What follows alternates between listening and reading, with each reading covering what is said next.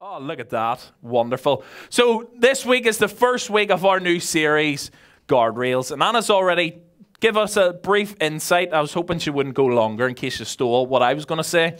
And she would always sound better saying it. So I'm glad she didn't steal what I was going to say. So this is our new series, Guardrails. And just to give us an idea of what this is a definition of guardrails. It's a system to keep vehicles from straying into the dangerous areas or over the edge. So we all know what a guardrail is when it comes to the roads, because we know when we're driving down, maybe it's the motorway, we see the guardrails down the side so that we don't go over off the road, or we see it in the middle of the road so we don't stray into oncoming traffic. Or even if you're going over a bridge, you can't just drive over a bridge and then just drive off the edge. There's guardrails on the side of bridges so they don't drive off over the edge. So we know what a guardrail is in terms of driving. Or if you follow us on Instagram, you would have seen the video, and we showed it a few weeks ago, of the guy lying in bed, and then he rolls out and falls to the floor. I think that's one of the best promo videos ever. So we don't need a guardrail until we do. So we need it on a top bunk. Has anyone ever fallen off a top bunk? Anyone? I thought I seen a hand, maybe not. That's good. Hopefully you haven't fallen off a bridge or a highway either. We're hoping. So we know what a guardrail is when it comes to the road or when it comes to the bed. But what is a guardrail? Guardrail does two things. It directs us and it protects us. They aren't the prettiest things in the world. They're just pieces of metal that go along the side of the road or on our bed. But the main purpose for them is to direct us and to protect us. They want to direct us in the way that we should be driving. I maybe want to go into this lane. Doesn't work like that. That's why there's a guardrail, so we know the direction we're going, and it protects us from going off the edge or other cars hitting us. But if you notice, guardrails are always inside the safety zone. They're not like on the edge of the cliff and be like, don't really get close. They're actually a few inches in, a few feet in, so that you're still in the safety zone and then behind that point. So I've got a picture of it here. You can see the guardrail. And then this is the danger zone, and this is the safety zone. But they've still got a good gap here of safety zone. But we don't drive right beside the guardrail, do we? Because we might scratch the car. So we still keep away from the guardrail in the safety zone. But even if we touch the guardrail, we're still in the safety zone. And they're designed in such a way to minimize damage. Some smart people got together and made it in that way that'll minimize damage. You might have to go and get your car fixed in a garage, but you won't have to go to hospital. And if you're into Formula One, they are super smart. They spend all the money trying to work out how to make people safe. And they do the same thing around the course, because these guys are flying at over 200 kilometers an hour. These guys are going quick, so if they crash, it could be the end of them. So they've created guardrails that will take the energy from the crash and it will keep people safe. So you see someone driving into a guardrail at like 200 kilometers an hour and they just walk off like nothing happened. That's because they've created it in such a way to minimize damage. So we know the benefits of it. We know what it is in terms of our car and on the road. But we also need guardrails in life. Our lives need guardrails too. Our lives need guardrails too. And maybe if you think back to your greatest regret, that greatest regret might have been avoided if you had had financial guardrails. If you had guardrails set up in your life, maybe that would have not happened. Or maybe moral guardrails, relational guardrails, or personal guardrails. Think about that regret that you're thinking of right now.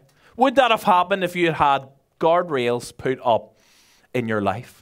So that you didn't veer off into the danger zone, but actually the guardrail directed you and protected you. And this series is to help you set up guardrails in your life so that you don't veer off into the danger zone, that you don't veer off in a direction that, frankly, you don't want to go in. But if you set up guardrails now, future regrets can be avoided, but you have to be willing to establish some personal guardrails now. Might take time, and it might cost you something, but in the long run, those future regrets can be avoided. And we all want to avoid future regrets, don't we?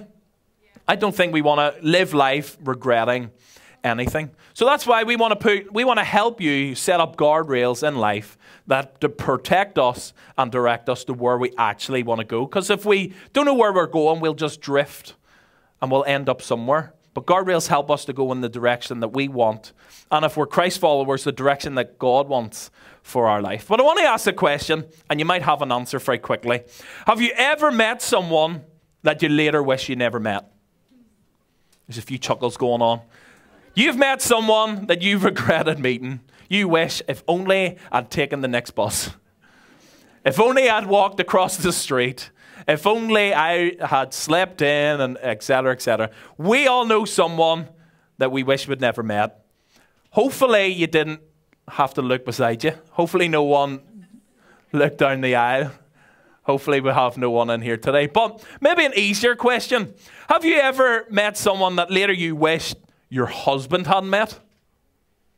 That guy from work. Or what about someone that you wish your wife had never met? That girl from the pamper party and they keep spending money on perfume and makeup, all that there. I feel like I'm just fending now. Do you ever meet someone that you wish your daughter had never met? Your son had never met? Your parents had never met? We all can think of someone in our lives that we wish that we'd never met. Because that's tied up in a regret. And the truth is, it's the folks that we met that often lead to our biggest regret. It's the people that we know. It's our friends, people that are close to us. It's not normally the strangers and the people we sort of know that cause us regret. It actually turns out that it's the people that are close to us that we call friends. It's the people that we met that often lead to our biggest regret. And in most cases, we consider them friends. It's so sad that sometimes we could be the best friends in the world and then something happens and then it leads to regret. It's those who we grow up with, we run with, we play with, we work with. All those people are close to us, they're friends to us, but they can lead to our biggest regrets. And the beautiful thing about friends is when we're surrounded by friends, we let our guard down. We trust them, we like them, we get along with them. So when we're with friends, we let our guard down. So we're talking about guardrails and putting guards up. But when we have friends, we let our guards down because of trust, because of respect, and because of love. And that relationship has the power to do good, but also has the power to do bad. When we let our guards down with our friends, that can lead to good things, or that can lead to bad things. And I'm sure we've seen or experienced how friends can lead us in one direction or the other. Like, it's a beautiful thing having great friends. Life is better with friends. Life is so much better when we have people to do life with. We have connect groups, and we put such a huge emphasis on connect groups in Lighthouse Church because they're so important. Because we believe life is better connected. Life is so much better with friends. And I know that firsthand because me and my wife don't have a house, but we have good friends. And our friends are letting us live with them until we find a house. Who wants friends like that?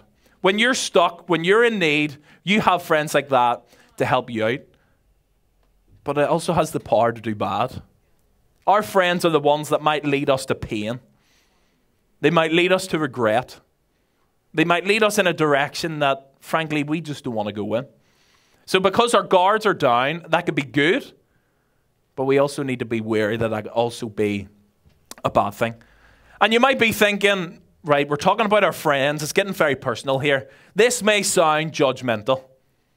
You might think, you can't say that about my friend. You don't know my friends. You don't really know them. They're going through a tough time. And we make excuses sometimes. And you might think this is going to be a judgmental message today, saying your friends are bad. Don't hang around with them. Find perfect people. We're not judging anyone. But actually, today we want to encourage you to use good judgment. And there's a difference between judgment and good judgment. So firstly, what is being judgmental? Judgmental is when I draw a critical or harsh conclusion about you. See the way they bring up their kids? Or did you see the way they reacted like that? We make a harsh criticism on them. Oh, I wouldn't do it that way.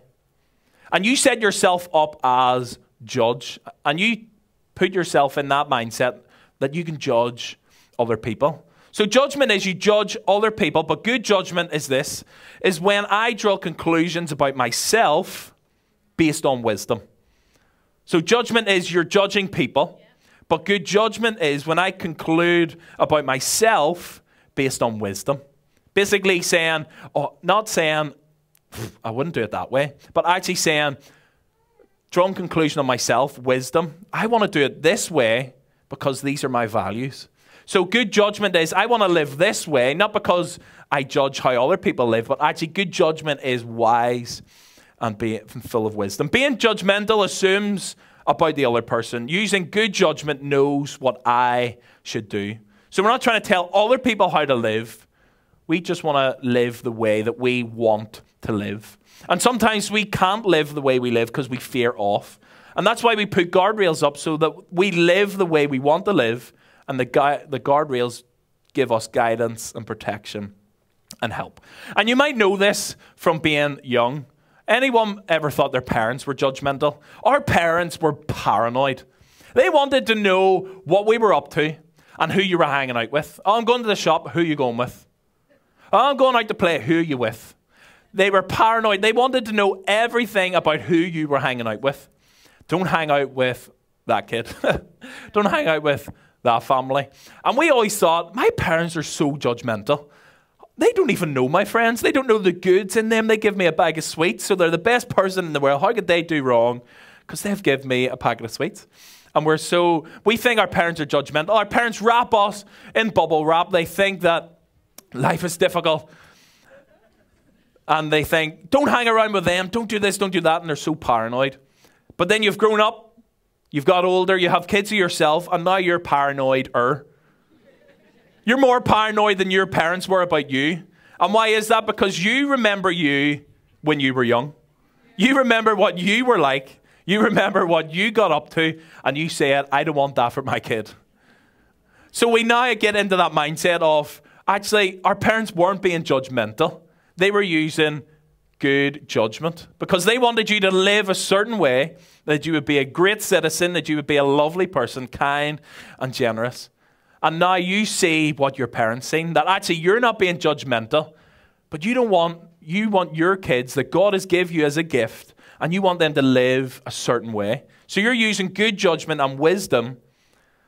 And it's so funny how the pattern returns, because our parents were paranoid, but we're paranoid-er. Because when you remember you when you were young. And because we know that our friends determine the direction and quality of our life. And I say this in youth all the time. Show me your friends and I'll show you your future. Who you run with is where you run to. And we use that all the time. And as parents, you probably tell your kids this. It's important who you hang around with. If you get into the wrong crowd, you'll end up here and you'll end up there. But it's the same for us. This isn't just for young people. This isn't just for kids. Your friends right now, whether you're 30s, 40s, 50s, 60s, 70s, right up to whatever age, your friends determine the direction and quality of your lives. And this is something we forget about when we age out of youth. I've got my friendship group sorted for life. That's me. But actually, this is a continuous thing that we need to keep doing. When we get a new job, we'll need to make sure our friends determine the direction and quality of our life. In a new neighbourhood, maybe you've moved to Ireland. Maybe you're going to move from Ireland. Whatever that may be, our lives change. Our friendship groups change. So we can't just leave it and be like, right, I was a young person. I got through school. I sorted my friends out.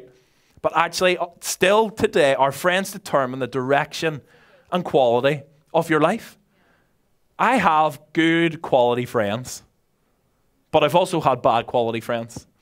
The bad quality friends are leading me in a direction that I don't want to go to. I'm not saying that they're wrong. I'm just saying that's not the direction that I want. But they determine the direction and quality of our life. So exercising good judgment is so important. We can't just drift through life, seeing where life will take us. We need guardrails and good friends that will lead us to a better quality of life. The very thing that makes friendships wonderful are the very things that make them harmful. Because when we're with friends, we drop our guard because we trust them. So when we drop our guard, our friends can speak certain things over our life. They can give us ideas. They can give us a new perspective because our guard's down. We also crave acceptance, and acceptance leads to influence. And our friends can influence us in the wrong ways. Maybe you remember your first cigarette when you were a child, or your first drink, that your friends were like, here, try that. And you thought it was cool, and they were leading you that way because as a child, you just want to be cool. Or maybe as adults, that we still crave acceptance. We don't grow out of this. We all want to be accepted, but acceptance means that we'll be influenced by people. And if we're influenced the wrong way, that can lead us down the wrong path. And we want to become whatever people want us to be. We just want to shape shift. We just want to make other people happy so that we feel happy and we feel accepted and we feel that we have friends. So this is a beautiful thing. We can drop our guard with our friends. We can be open and honest. Tell them how we really feel. That's a great thing. We can bounce ideas off them. It's amazing. But on the other side of that, if we drop our guard, they can have input into our lives that might not be healthy. And it's a beautiful thing to be accepted. You are accepted here. We want you to be here. It doesn't matter what you believe. It doesn't matter where you belong. We want you here. And you're accepted here. No matter what age you are, no matter where you've come from, no matter what job you have, you are accepted. And that's a beautiful thing. But when you crave it, it leads to influence, and that can become negative. And again, we want to be whatever people want us to be. We know that God has a plan for your life. And it's a beautiful thing that God tells us that he has an incredible plan for each of us. And it's great to have a plan, but when we're trying to become someone else, that's when the negative side kicks in. There's a neuroscience. We're going to get deep now. Okay, I'm going to show off a little bit. There's a neuroscientist from Northwestern University called Moron Creef. Right? He's looking well there in that nice seat. But we're looking at neuroscience. Okay, so actually before our attitudes change and before our actions change, do you know our brainwaves change? So this guy has been studying decision making for the last 10 years, and he's discovered that when we're around people, our brain waves soon become identical. So he says this. He says, the more we study engagement, we see that time and again, that just being next to certain people actually aligns your brain with them. So look to the left, look to the right, and as you're sitting with them, your brain waves are aligning with them. And it's just happened right now because you're all listening to my voice. It's now going into your head. We've all laughed together. So our brain waves are merging together. So there could be people in this room you don't even know, and your brain waves are merging with them. So before we actually do anything, just being close to people changes the way we think, changes our brain waves.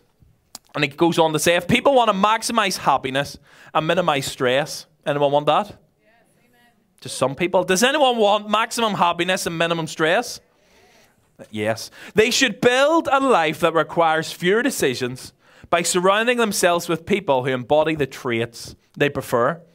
So if you hang around with people that embody the traits you prefer, because your brainwaves will soon go that way, you'll have to make less decisions. Because if you hang around with generous people, that will soon get into you. So you don't have to make the decision to be generous. That will just come naturally. Or if you're around kind people, sooner or later that will get into your head. And you won't have to think about being kind. That will just be natural to you. And he goes on to say, lastly, over time, they naturally pick up on those desirable attitudes and behaviors. So if you spend time around with them, you'll get those great attitudes and great behaviors. But as we've already seen, that works on the other hand as well. Over time, they'll naturally pick up those undesirable attitudes and behaviors.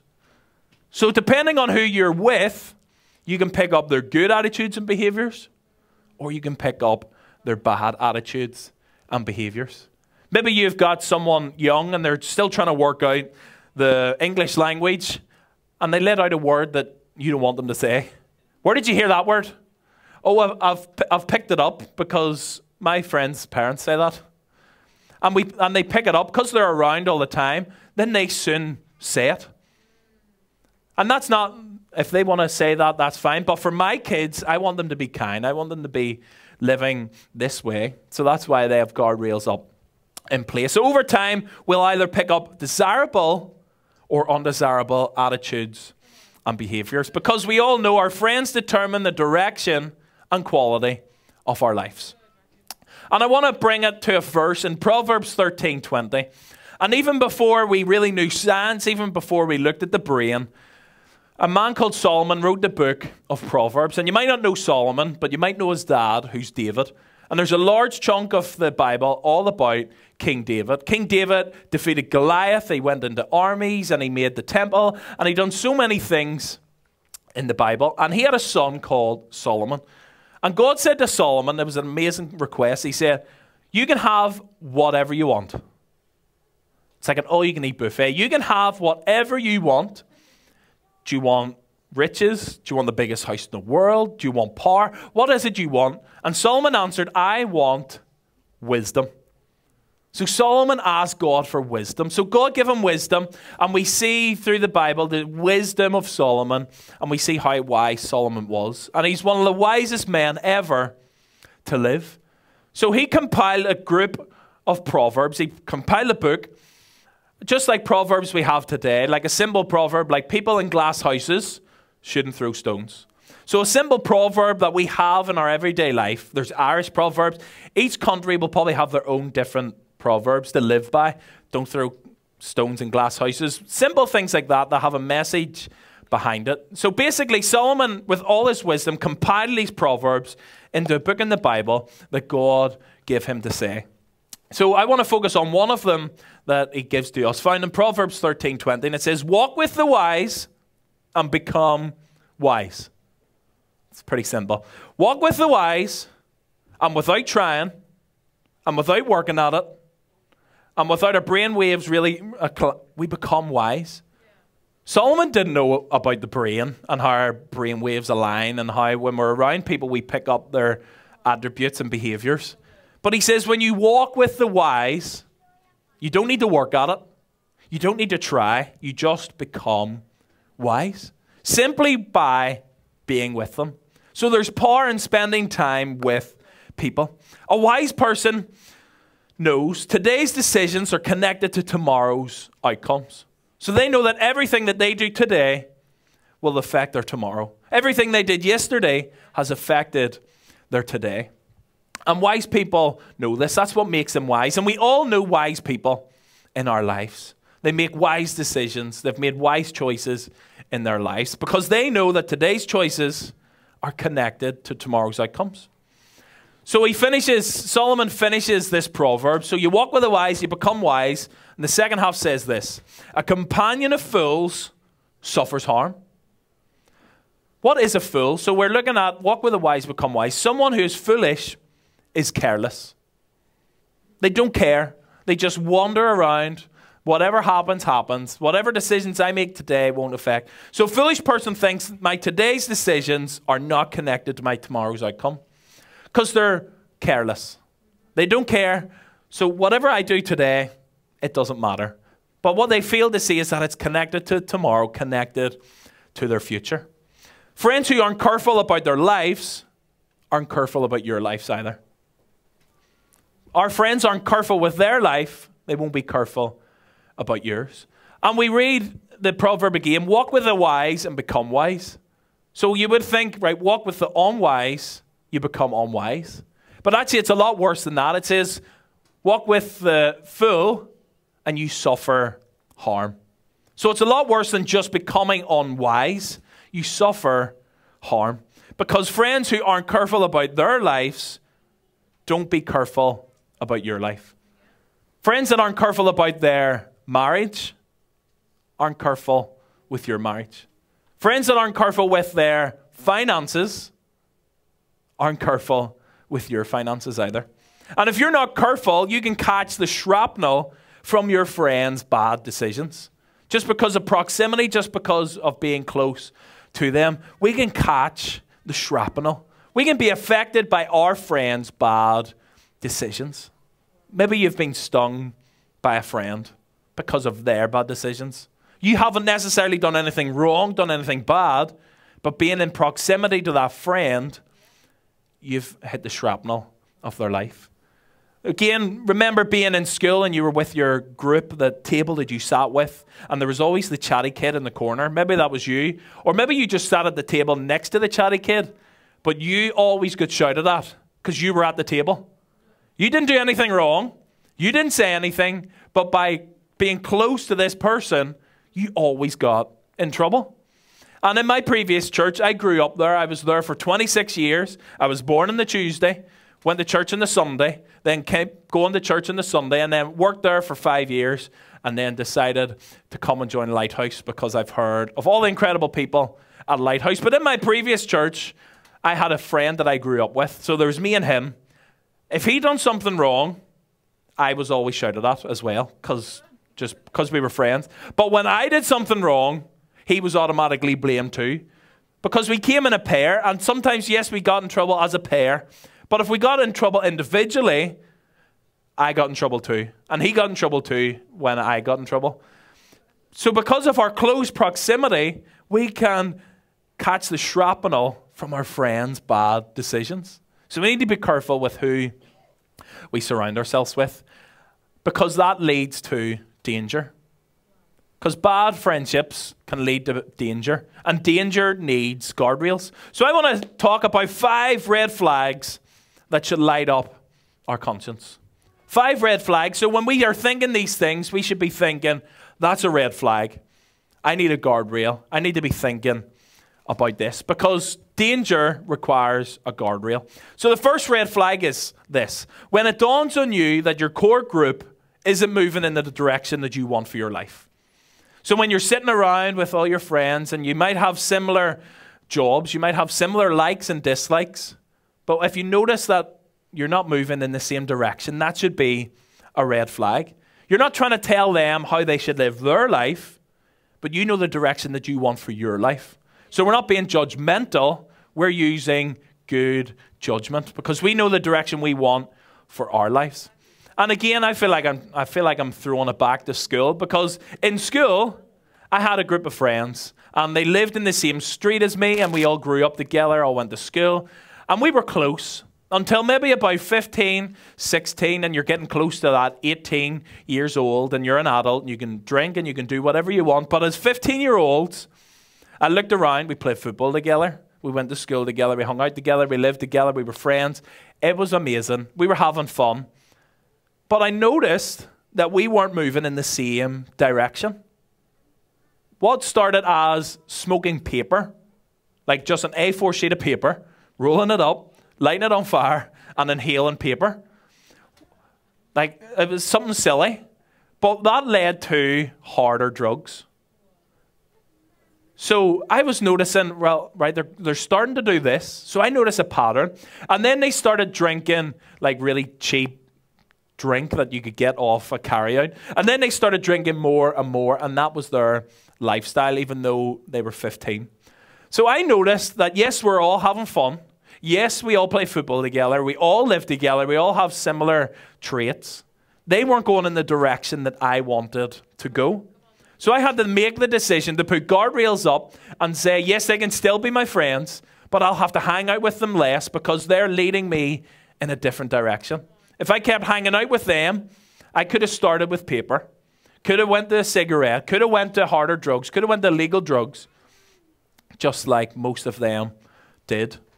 So when it dawns on you that your core group isn't moving in the same direction that you want for your life, that should be a red flag for you to flag up. What guardrails do you need to put in place so that you're going in the direction that you want to go in? Second red flag is this: when you catch yourself pretending to be someone you're not.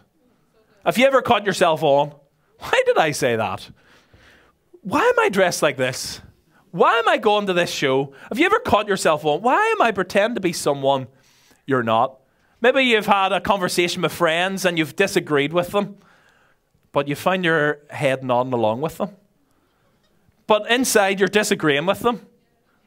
But inside, you completely disagree with them. And we're pretending to be someone we're not. And I want to say to you today, if you're pretending to be someone, you don't have to be. Because you're loved. You're accepted. You're unique. We don't want another copy of someone. We want you.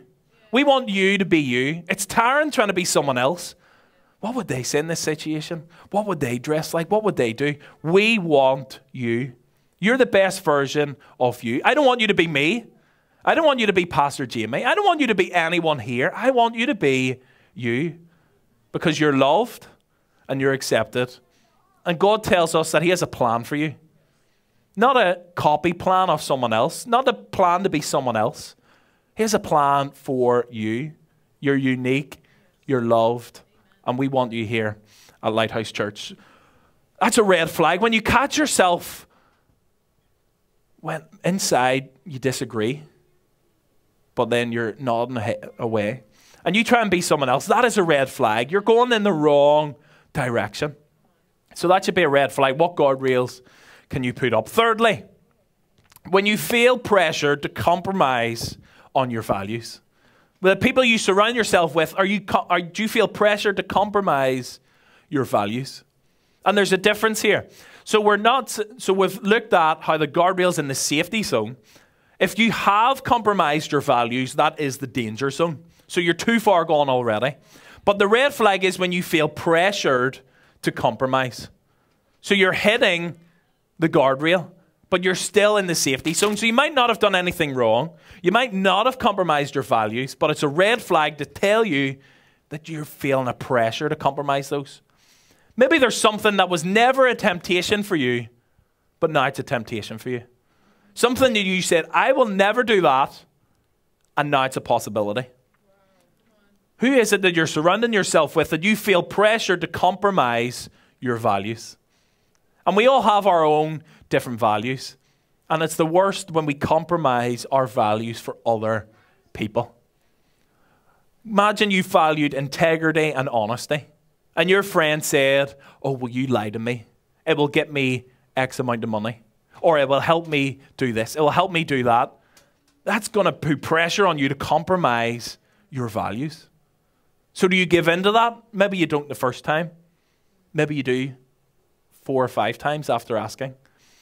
Where is it that you feel pressured to compromise on your values? That should be a red flag. When you're saying to yourself, I feel pressured to compromise my values around these people, that's a red flag that we need to look at. Our next red flag is this. When you catch yourself thinking, I'll go, but I'll not participate. Now you have a child, your child comes to you, or your niece and nephew, or your granddaughter, or whoever it is in your life, a younger sibling, comes to you and says, there's an amazing house party, there's going to be cute boys, there's going to be maybe some drugs in the corner, there's going to be drink, there's going to be this. I'll go, but I'll not participate. Who's going to say yes? We won't buy that off our children. We won't buy that off our siblings, our nieces or nephews, or grandchildren. But we buy it off ourselves. I'll go, but I'll not participate. So we won't buy it from our kids, but we buy it for ourselves. And what starts with I'll go and not participate, because we spend time with people, our brainwaves, and we get those attitudes and we get those the undesirable things. What will be I'll go and won't participate is I'll go and watch. I'll go and think. And then I'll go and do. So it might start with I'll go but not participate. And again, that's still in the safety zone. You haven't done anything.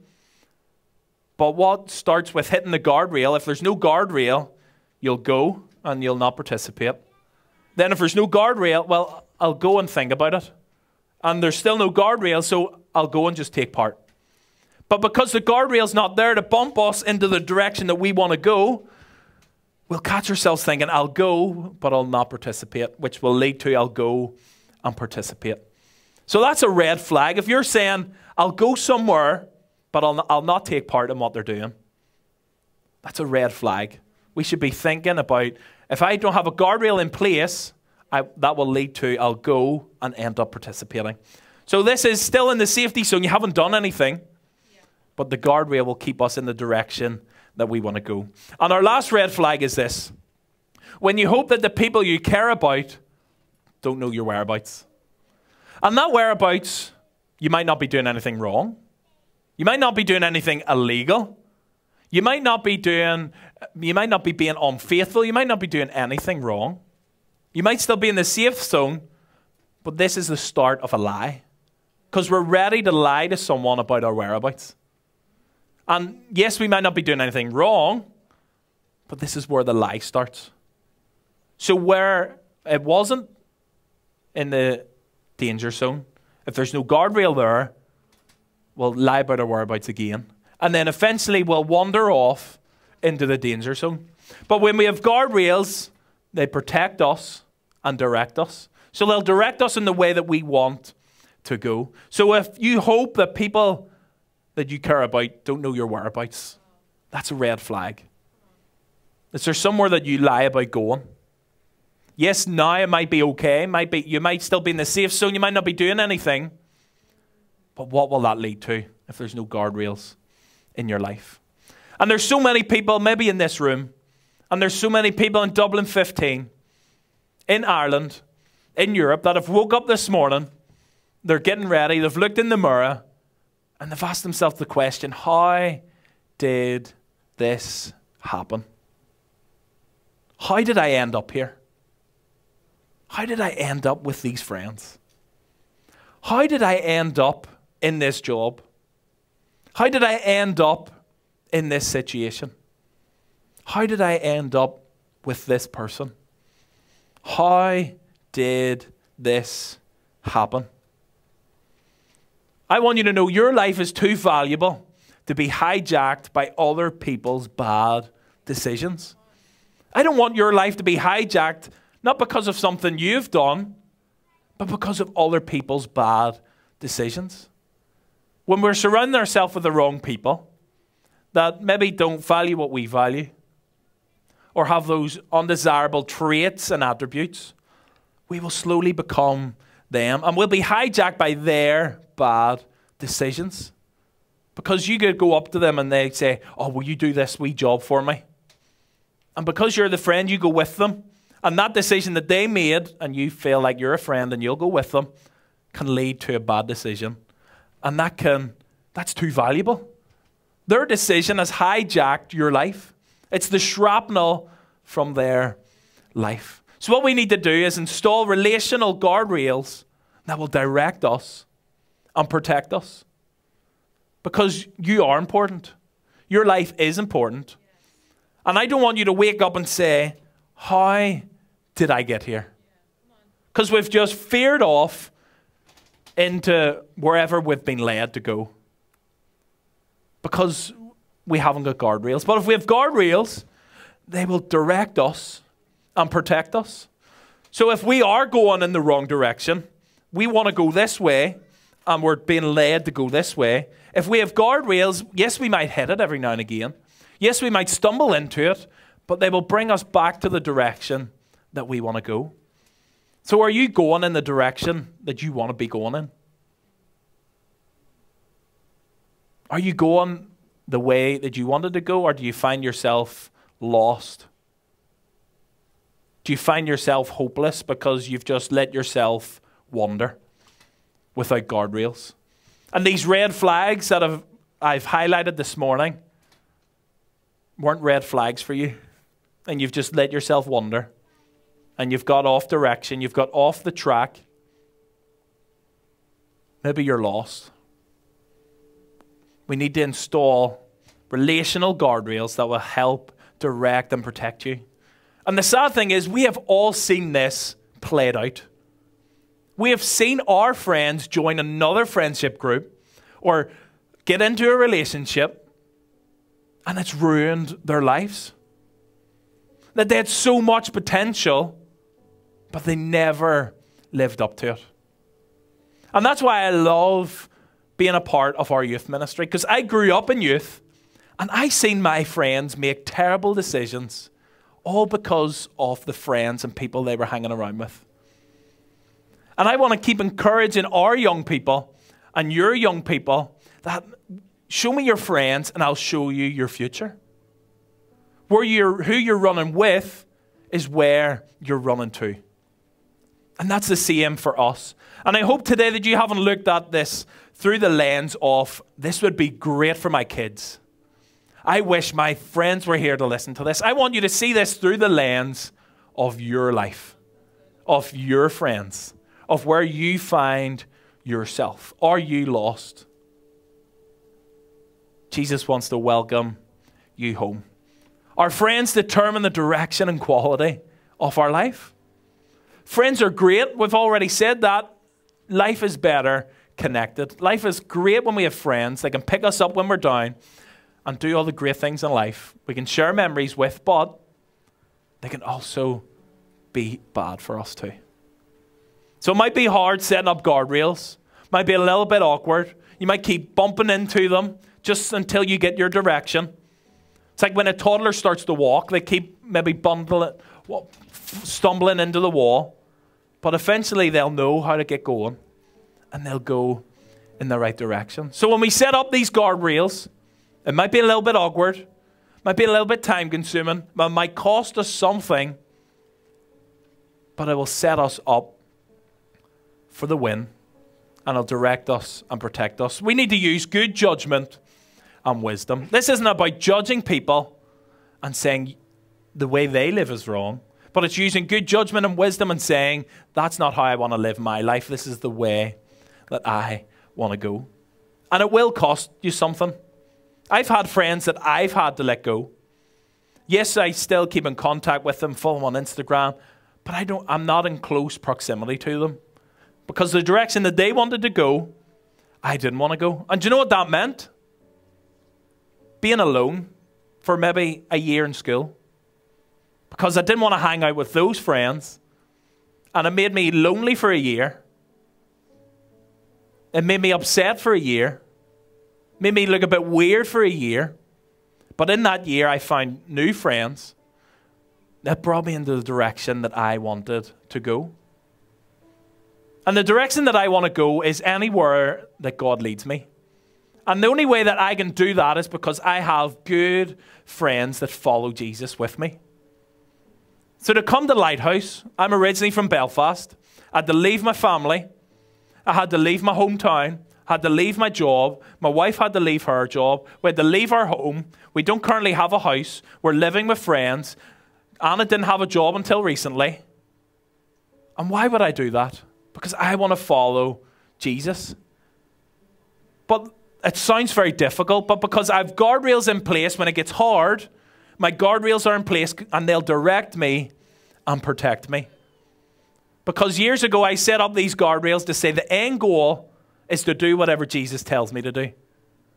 But he said to give up your house. No, I'll buy out. But I can't buy out because I've put the guardrails in place. I've got friends in place to encourage me, to build me up and to bring me forward. And you don't do this because you don't love your friends. You do this because you love them and perhaps they'll maybe need you one day. You're not doing this to just get rid of them and you're saying, oh, I'm better than you. Actually, it's making sure that you're going the direction that you want to go in. If you're a Christ follower, the direction that God wants you to go in. And they may need you in that healthy position that you are with your guardrails in life to protect you and guide you. And as I close, I want to just ask, are you lost? Do you feel like your head's just spinning and you don't know where you're going in life? You feel like you have more unanswered questions than you do answered questions? I want to let you know that Jesus offers direction. There's this amazing verse in the Bible, and Jesus is talking to a big group of people, and he says, I am the way, the truth, and the life. No one comes to the Father except through me. And that's an invitation that Jesus throws out today. Are you lost?